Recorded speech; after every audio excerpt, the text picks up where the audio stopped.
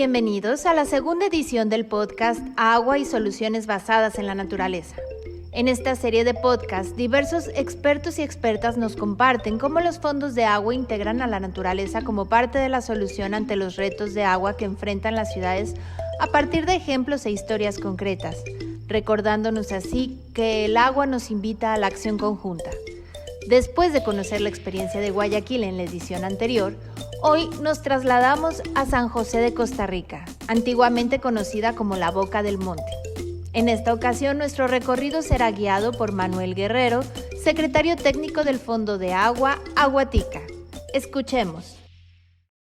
El cargo lo ocupo desde finales del 2018, que fue cuando se creó o se estableció el Fondo de Agua de forma, digamos, definitiva. Sí, San José y lo que es el Gran Área Metropolitana, que en realidad el Gran Área Metropolitana envuelve 4 cabeceras de provincia, no solo San José, sino Alajuela, Heredia y parte de Cartago, que es Tres Ríos. Ahí vive el 57% de la población y se desarrolla el 75% de la industria nacional. Y por consiguiente, entonces, hay una gran demanda de recursos para poder suplir las necesidades básicas tanto de la población como de la industria, ¿no? A pesar de que tenemos suficiente recurso hídrico por estar en un país tropical, no todo ese recurso hídrico está disponible para poder suplir esas necesidades. ¿Por qué? Porque o está contaminado o está a nivel subterráneo, ¿no?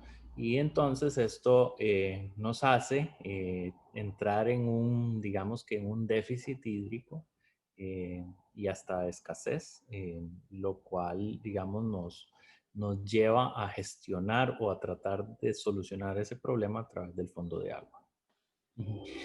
Para el plan GAM, que es el Plan de Ordenamiento Territorial de la GAM, en el 2013 más o menos se hizo una recopilación bibliográfica y se hablaba de que un 55% del abastecimiento de la gran área metropolitana venía de fuentes superficiales y el otro resto, digamos como un 45%, venía de fuentes subterráneas, pozos o nacientes. Sin embargo, lo que es acueductos y alcantarillados, 2019 hablaba de que el 80% del agua que viene o que se utiliza en el gran área metropolitana es de fuentes superficiales y mucha de ella viene de un trasvase que viene del lado de Cartago, de otra cuenca que es la cuenca del río Reventazón. Sí, las principales amenazas bueno, es esa contaminación tanto de fuentes superficiales como de fuentes subterráneas por fuentes directas o difusas que llegan a los ríos o a los cauces de los ríos o que se infiltran y que llegan a las aguas subterráneas, ¿no? Y esto porque no hay digamos que una gestión eficiente del tratamiento de aguas residuales. También falta regulación en cuanto a lo que es, digamos, agricultura, ganadería y agroquímicos y todo esto que también afecta toda la parte de la calidad del agua. Y además de eso, bueno, tenemos el problema del cambio climático, ¿no? Tenemos periodos de temporada seca que se han venido extendiendo, temporadas de lluviosos que se han venido acortando y además de eso, digamos, se hace más corto la temporada lluviosa y los regímenes de precipitación aumentan o se descargan en un periodo más corto de tiempo, ¿verdad? Entonces, esto impide, digamos, una adecuada infiltración y demás. Y entonces todo esto genera que haya un déficit hídrico, ¿no? Nosotros, digamos, en Aguatica siempre hemos tratado de trabajar todas las dimensiones de la seguridad hídrica, ¿no? La parte ambiental, la parte doméstica, la parte urbana, la parte económica, resiliencia. Y tratamos de que vayan transversalmente en todos los proyectos, ¿no? Pues hay algunos que son o que tienen una tendencia a ser más de la parte natural o ambiental, y tienen otros como Landscape, los ríos limpios, que tienden a ser un poquito más de gestión, ¿no?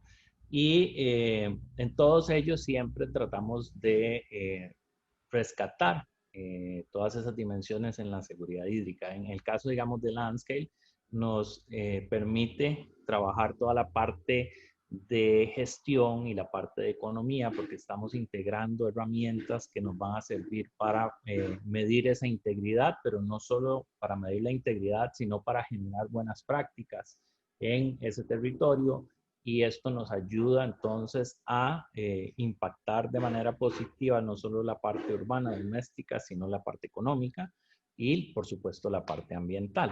Y además nos ayuda en la parte de resiliencia contra desastres. En el proyecto, digamos, de ríos limpios, bueno, ríos limpios está más enfocado en la parte muy urbana, digamos, en microcuencas de la ciudad y demás. Entonces nos ayuda a impactar no solo la parte ambiental de la ciudad, sino la parte doméstica.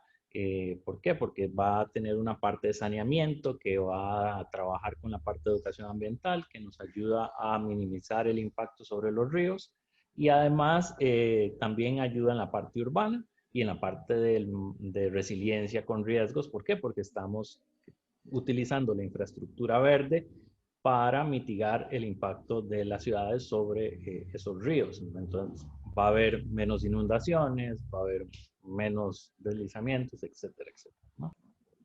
Bueno, Aguatica, cuando inició, uno de los objetivos principales de Aguatica era que las actividades que fuera a implementar tuvieran un sustento técnico y que no fuera solo una ocurrencia de Manuel Guerrero o de la Secretaría Técnica o de algún otro socio que dijera, no, es que yo quiero hacer reforestación y tiene que ser aquí o tiene que ser... No.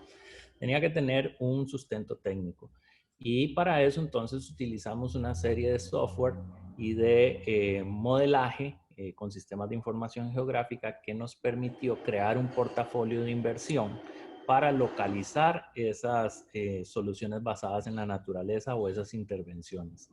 Nosotros establecimos ese portafolio con 8 líneas de inversión estratégica o actividades que van desde protección de bosque, reforestación, regeneración natural, regeneración asistida, buenas prácticas agrícolas, buenas prácticas pecuarias, sistemas agroforestales y educación ambiental. Todas esas actividades las definimos, hicimos una consulta a expertos, le dimos un costeo a esas actividades por hectárea, metimos una serie de información geográfica en ese modelaje, metimos esas actividades, metimos un presupuesto y un número de años y generamos un portafolio de inversión, un mapa en donde nos establece cuáles son las áreas prioritarias para realizar esas actividades.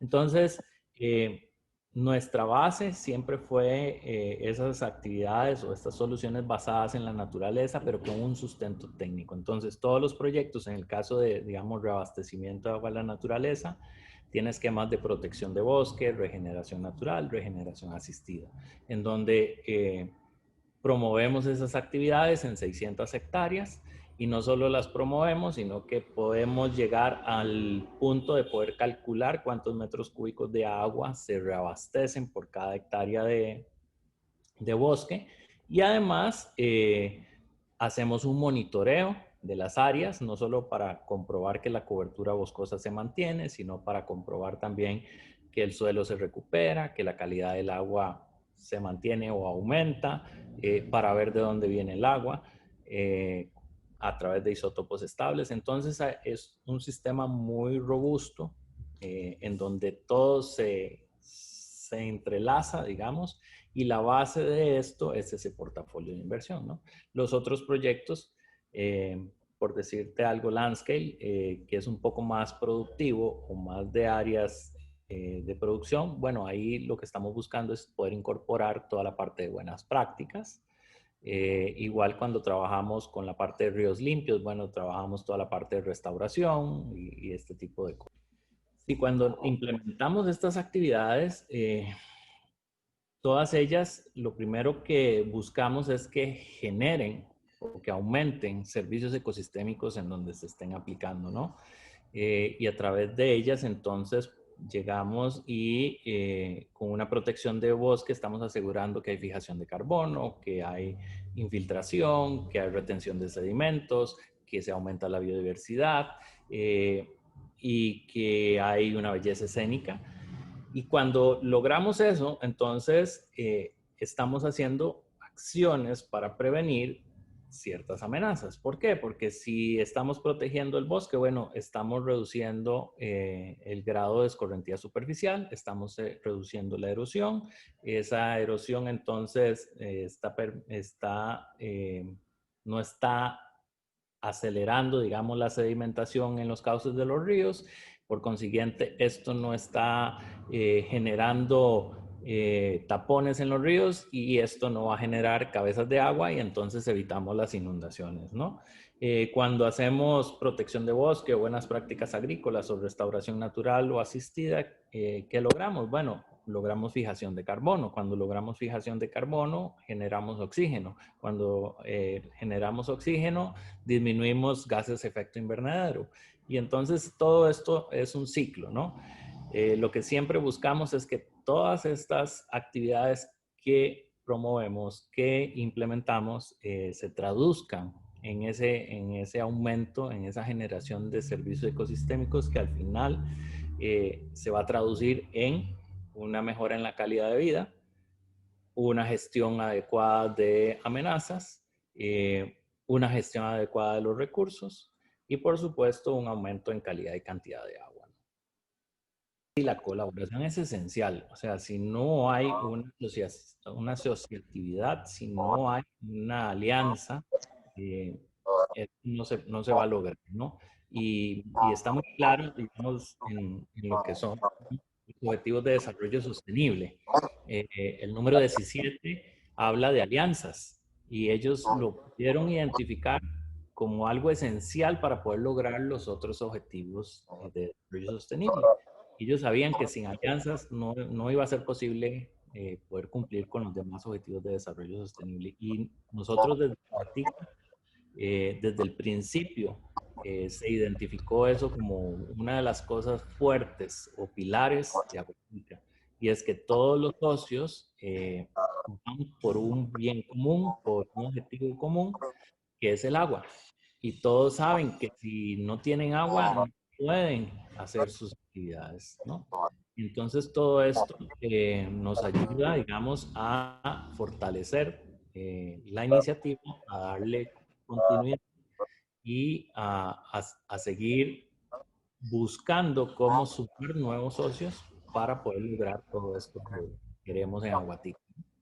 Yo lo que, digamos, siempre he tenido presente, y esto lo tengo desde tal vez muy niño, que se nos inculcaba que el agua era un recurso inagotable, ¿verdad? Y en realidad es un recurso finito, es un recurso que está ahí y que está en la cantidad que está. No podemos ni aumentarla ni disminuirla. Lo que pasa es que no está disponible para lo que lo ocupamos siempre.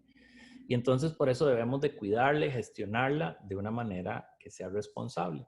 No solo para asegurar esa agua para nuestras actividades en el presente, sino para asegurar esa agua en el futuro para nuestros hijos y los hijos de nuestros hijos, ¿no? Porque el agua es todo.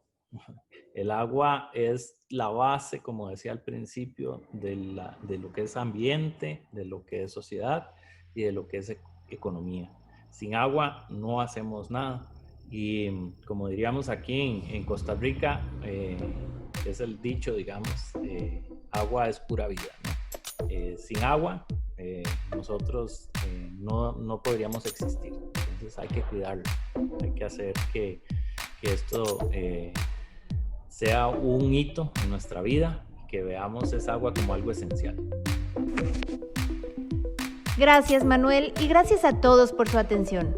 Recuerden que pueden encontrarnos en www.fondosdeagua.org o en nuestras redes sociales, Facebook @Alianza Latinoamericana de Fondos de Agua o en Twitter @fondos_de_agua.